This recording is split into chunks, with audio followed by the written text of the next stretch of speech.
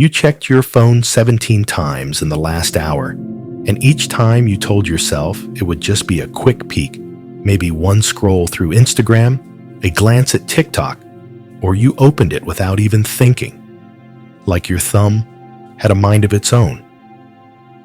But here's the thing nobody talks about. You're not scrolling. You're being scrolled. Every tap, every swipe, every millisecond you hesitate before closing an app, it's all data. Raw material being fed into a machine that knows you better than you know yourself. And that machine, it's not trying to entertain you. It's trying to own you. The average person spends over 7 hours a day staring at screens. 7 hours. That's more time than you spend sleeping. More time than you spend with actual humans. But here's what'll really mess with your head. Most of that time isn't even yours anymore. You think you're choosing what to watch, but you're not. The algorithm is choosing for you. It's like having a personal dealer who knows exactly which drug will keep you coming back. Except this dealer lives in your pocket, and the drug is dopamine. Let me paint you a picture. It's 2004. You want to watch a video online? Good luck. You'd spend 10 minutes waiting for a pixelated clip to buffer.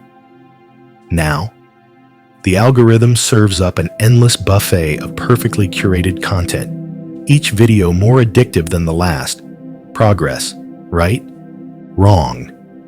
See, back then, you had to actively choose what to consume.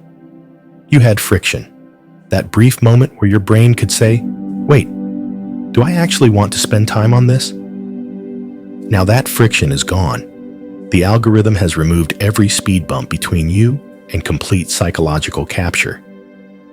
B.F. Skinner figured this out decades ago with his operant conditioning experiments. Give a rat a lever that sometimes gives food, sometimes doesn't, and that rat will press the lever obsessively. The uncertainty, the variable reward, that's what creates addiction. Sound familiar? Every social media platform is just a digital Skinner box, and we're all rats, frantically pressing that refresh button, hoping for our next hit of validation.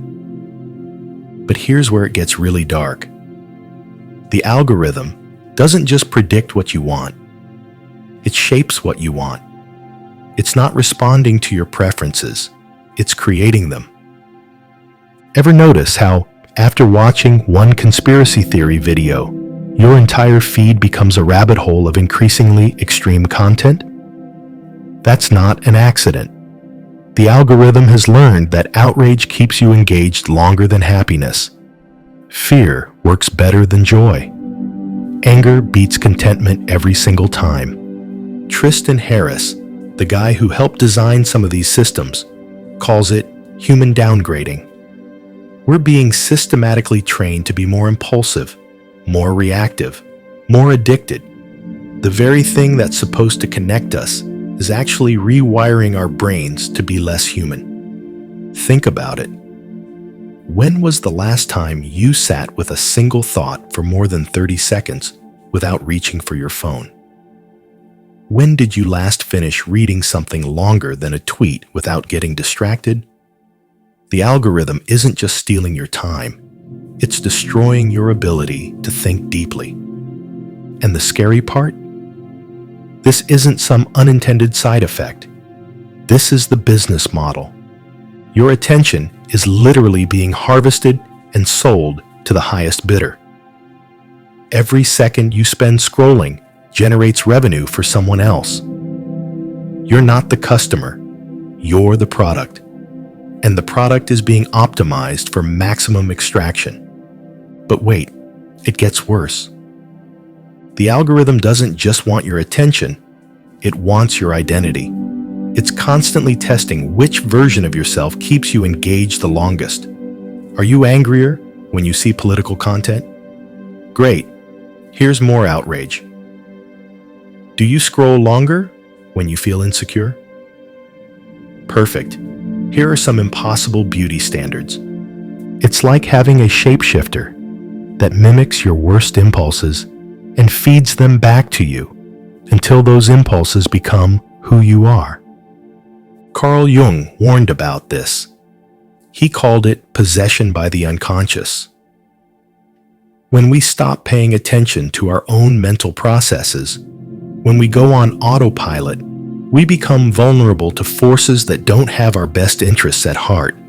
The algorithm knows you're lonely, so it shows you content that makes you feel more isolated. It knows you're insecure, so it amplifies your self-doubt. It's not evil.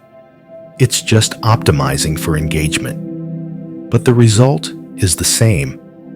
You become a more fragmented, more anxious, more dependent version of yourself. Now here's the plot twist. You're not powerless in this fight. The algorithm seems omnipotent, but it has one massive weakness. It can only work with the data you give it. Every time you mindlessly scroll, you're training it. Every time you react without thinking, you're teaching it how to manipulate you. But what if you stopped feeding the machine? Start small. Notice the moment, that exact moment when you reach for your phone. Don't stop yourself, just notice. That tiny gap between impulse and action, that's where your freedom lives. The Stoics called this the discipline of desire. Marcus Aurelius wrote about observing his own thoughts without being controlled by them. He couldn't have imagined smartphones, but he understood the principle. Awareness is the first step to autonomy. Try this experiment. For one day, every time you open an app, ask yourself, what am I looking for? Not what you might find, but what you're actually seeking. Connection, validation, distraction from something uncomfortable. Most of the time, you'll realize the app can't give you what you're really looking for. And that realization, that's the beginning of your rebellion. Because here's the truth they don't want you to know. You can starve the algorithm. Stop engaging with content that makes you feel worse about yourself. Don't comment on posts that make your blood boil. Unfollow accounts that make you feel inadequate. The algorithm will fight back. It'll show you increasingly extreme content trying to provoke a reaction, like a slot machine going haywire when the coins stop coming. But if you hold out, something beautiful happens. Silence.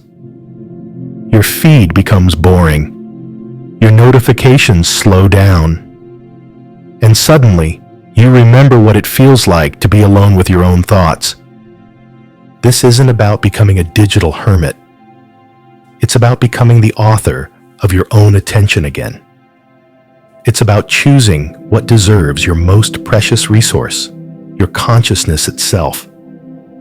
The algorithm wants you to believe you're helpless, that resistance is futile.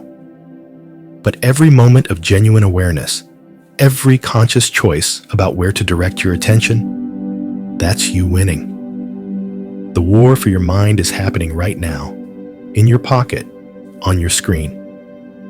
And the most radical thing you can do? Put the phone down, look up. Remember who you were before the machine started thinking for you. That person is still in there. They're just waiting for you to pay attention.